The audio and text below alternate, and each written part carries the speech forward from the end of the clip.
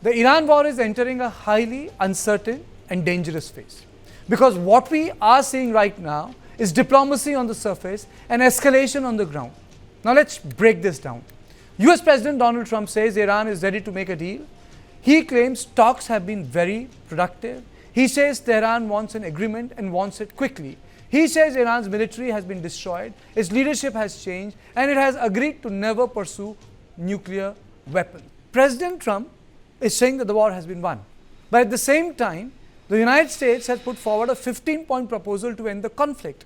The proposal is believed to include conditions related to Iran's nuclear program, missile capabilities, regional activity, and security guarantees. Do you think that it's a ruse, this 15-point plan that is being sent to Iran?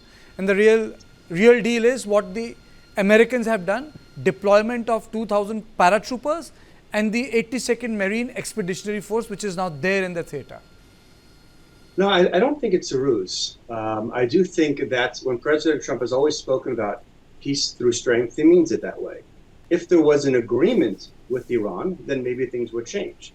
But just the mere fact that President Trump has spoken about discussions about an agreement, discussions about a diplomatic breakthrough, does not mean that the entire war and the war effort stops. You could stop immediately the kinetic warfare for a couple of days, give it a little bit of a break. But the buildup of the troops actually is the leverage that the President Trump needs in order to potentially achieve a legitimate diplomatic breakthrough. It seems like what the president has spoken about, what the Iranians are speaking about, are two very different constellations of what they view as an acceptable agreement. And I think that President Trump is very aware of that.